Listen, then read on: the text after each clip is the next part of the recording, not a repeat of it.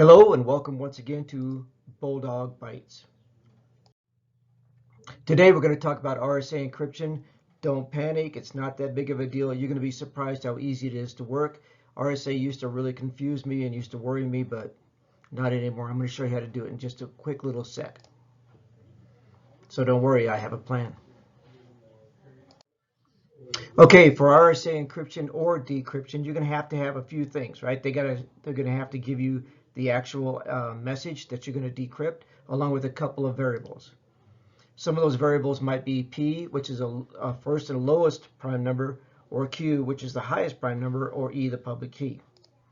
The second things are things you're going to calculate, like N, which is P times Q. That's all it is. You can do that, P times Q. Get a calculator, get on your cell phone. And the secret key, which is more complicated, so I'm going to let an app do that for you later on, okay? And then, of course, you're going to need the message. It's a series of numbers that you decrypt one set at a time, all right? Don't try to encrypt the entire string of digits. That won't work. Do it one set of digits at a time. Okay, in our first example, they gave us N. Now remember, N is P times Q. We don't know what P or Q is, except we do know that P and Q have to be prime numbers, and that P is going to be lower than Q, right? So, how many guys know what a prime number is, right? Okay. Well, a prime number is a number that can only be divided by itself and the number 1, right? Here on the right-hand side, you see all these yellow circles. The yellow circles circle the prime numbers, okay? And my face, unfortunately, is covering up some of this one right here, which is 97. And that's going to be important in this specific example. But since they give us n equals 485, I've gone ahead and done this on an Excel spreadsheet. Didn't plan it out very well because the bottom line is covered up by my stupid face. But the bottom line is that 485 can be divided by only one set of numbers, two numbers, right? 97 and 5. But this one doesn't work up here. Sorry about that. This one doesn't work up here because P has to be lower than Q, right? It has to be like that. And 97 is definitely not lower than 5. But if you come down and you reverse them, you notice that nothing else really works out here as far as numbers are concerned. So 5 is less than 97, right? Boy, did I screw that up.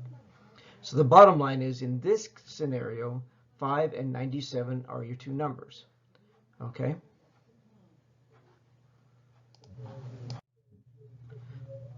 So let's go to the RSA app that I use. The web address is there on the top. It's very easy to use. And if you have the materials that I gave you, the variables and the stuff we just calculated, it's going to fall out the bottom really easily. Okay, so the first thing you do is you put in the lowest prime number, which we discovered was 5 in this case, and 97 is the other prime number. It does some calculations for you, tells you what n is, but we knew what n was. That's how we got these two, the other two right here. And then the public key ends up being 53. It did all that calculation for you. Okay, now you go down, this is just further down that page, and you just start typing in plain text, or sorry, in the ciphertext text down here, what your code is.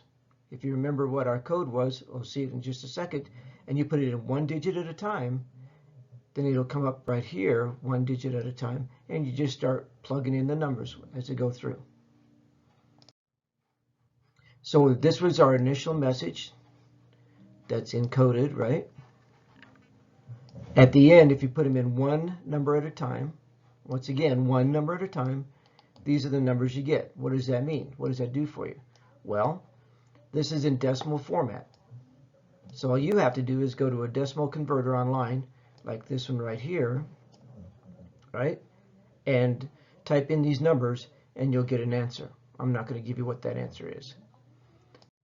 If I haven't been completely clear, please email me, let me know that I haven't been clear, but this really is not that hard.